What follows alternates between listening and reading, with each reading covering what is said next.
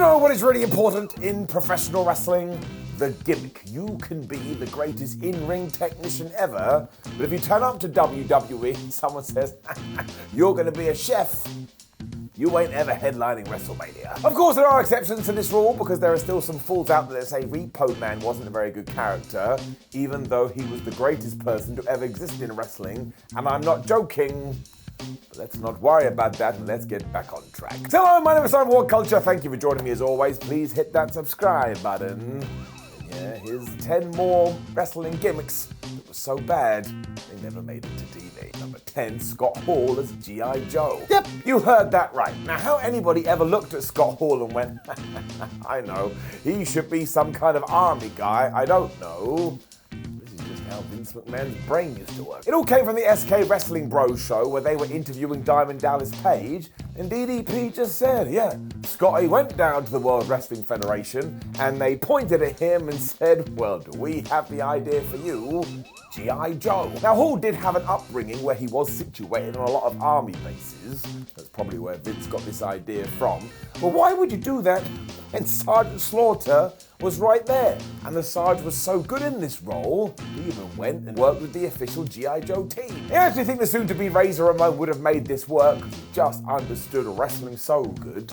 Listen to the name that just came out of my mouth. If we hadn't done this, we never would have got the bad guy. No throwing toothpicks. That's not a universe I want to live in. 9, the incestuous Birchall siblings. Yes, you heard that right. Do not address your television sets. And also remember that when Vince McMahon's own daughter Stephanie was pregnant, Vince was all like, well, I've got an idea for a story. I could be the father. This is when we all take our hands and we face palm, because boy howdy does it make me hate professional wrestling. Seemingly McMahon was just obsessed with incest, which is a terrible thing to say, because when he had Katie Leah and Paul Burchill on screen as siblings, he told them, well, why don't you go out there and start acting a little bit too familiar? And for a few weeks they actually did. I mean, who the hell asked for this? And every time they acted like something sexual was going on, I think I died inside. And the only reason that the WWE pulled the plug is because around this period, they decided to go PG. So the next time you want to moan about that, remember this.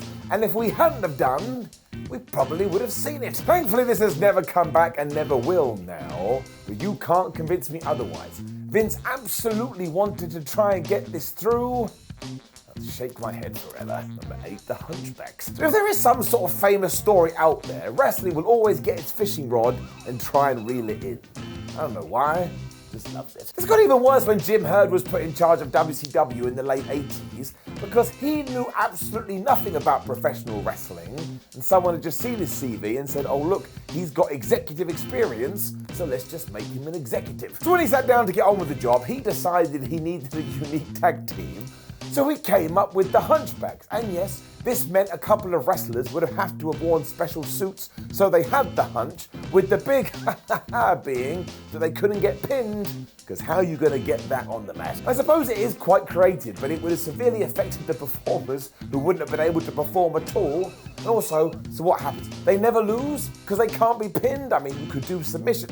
Whole point is, it's a terrible idea. Can you imagine if Jim had asked the Steiner brothers to do this too? Scott and Rick would have killed him. Number 7, John Cena, the cyborg. I mean, I can totally see it. Throughout his entire wrestling career, John Cena was always mega jacked. But if you go back to when he was making his first steps in this industry, he still had this bodybuilder mentality.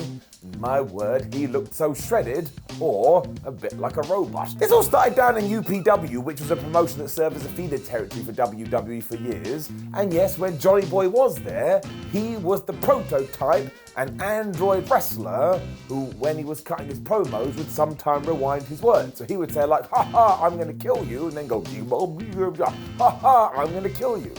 It's kind of cute. It basically was the Terminator with a wrestling twist, but when he was called up to the World Wrestling Federation, this was all dropped, which does actually make sense, because the first match he did have was against Kurt Angle. And can you imagine that? I don't think it would have worked. Number 6, a different Evolution. We all know how successful the group known as Evolution were. They were also a mystery, but they were basically a brand new 4 horsemen with Triple H going, hey Ric Flair, you come here, and we're going to take Randy Orton, and we're going to take Batista, and all of us are going to become bigger stars. basically what happened. This was quite a long-term project though, because there was a time when Big Dave wasn't involved at all. That's right. Instead, the game had recruited Mark Jindrak, and this got so long down the line, there's even videos and photos out there when you can see Marky Boy in it. Triple H felt like something was off though, especially when he saw Randy Orton and Mark Jindrak together, because apparently they would just sent the other one crazy, which nobody needed. So we took Jindrak, we put him to the side, we welcomed Batista into the thing, and well, we know the rest. It's history. Now, I actually think that the animal would have been fine anyway, because just look at the guy. But if we hadn't have made this switch, you never would have got the WrestleMania 21 feud, which was significant in taking him to the top of the card. So here's a proper sliding doors moment, and you don't have to worry about Mark either, because he went down to Mexico and he became a massive star. Good for him. Number 5, Christian is The Rock. So that is an odd sentence. I grant you that. But I mean it as literally as I can. Now, never forget that Christian is an all-timer. If you go and talk to any of his peers, they all say, well, that guy can put together a wrestling match better than anybody, and that's why he's still underrated. He doesn't get the praise he deserves. This is why it's even weirder that Vince McMahon had something against the guy, to the point at one stage he wanted to put a blue dot over his face. Don't ask me because I don't know. And when that idea failed, he just went, well, I know what we'll do. You can just go out there and pretend that you're The Rock. What? Christian even chatted about this on the Edge and Christian podcast and said he was told to do the people's eyebrow and that instead of The Rock, he could call himself The Lock. I'm sorry, if I'd ever seen this, I would have quit wrestling because it's stupid. This, of course, would open the door to a bunch of lock puns, and you could say it's a lock that I'm going to win.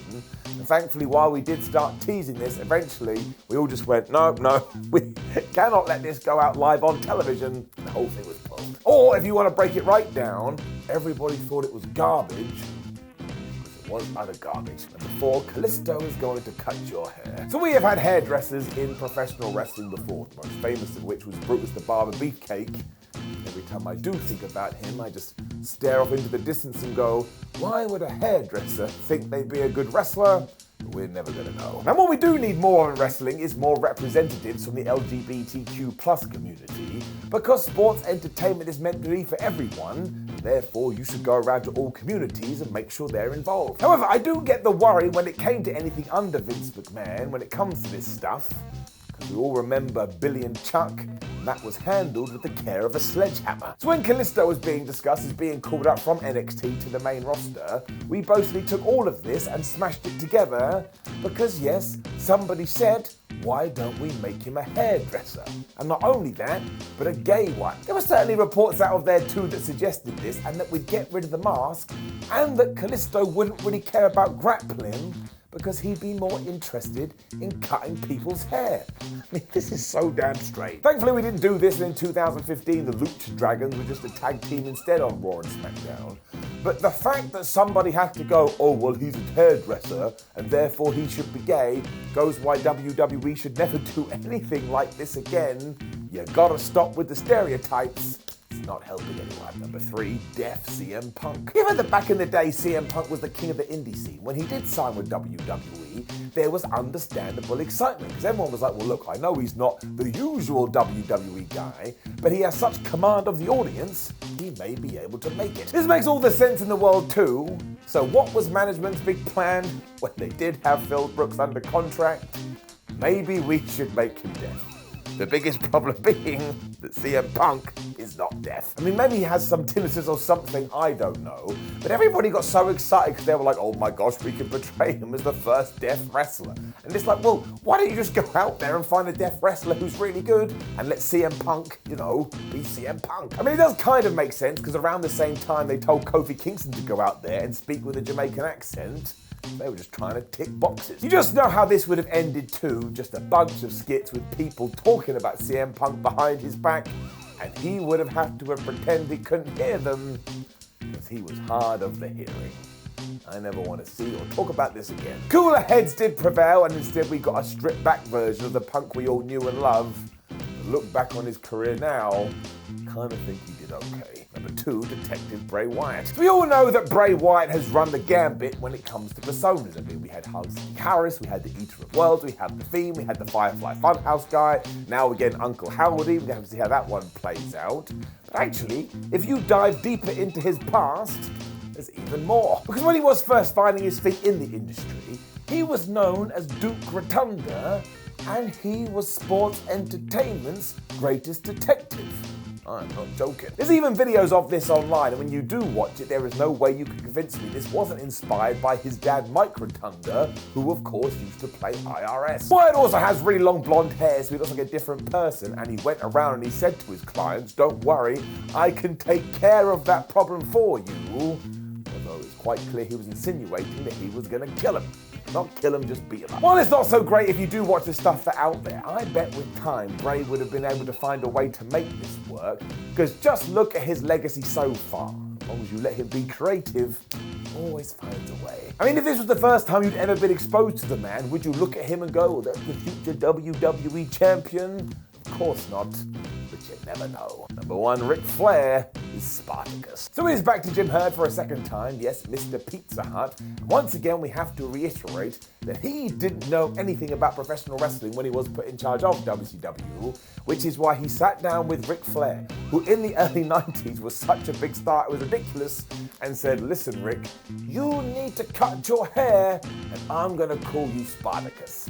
What? Just to let you process that a little bit, Jimmy did indeed want to give a gimmick to a multiple world champion where he was going to be a Roman gladiator. And it got so bad, the Nature Boy just said, "No, I'm not going to do that." He went to the WWF and he took the WCW World title with him, and that caused even more problems. Flair would eventually return to WCW after a few years, and surprise, surprise, Jim Hurd didn't last that long after this. I mean, it would be the equivalent today of going up to Roman Reigns and saying, "Hey Roman, we now want you to be Barney the Dinosaur." And if you go back to 2016, that is kind of what we did. But I don't want to relive that, so we won't. Know of any other gimmicks that never made it to TV because they were basically crap? Make sure you let us know in the comments below, and don't forget to like the video, share the video, and subscribe. And head on culture.com where you can read some articles. Make sure you come follow us on social media. We have lots of other videos, including the first part of this one. I think you should watch it. My name is Simon for What Culture. Thank you very much for joining me as always. I look forward to talking to you again very soon.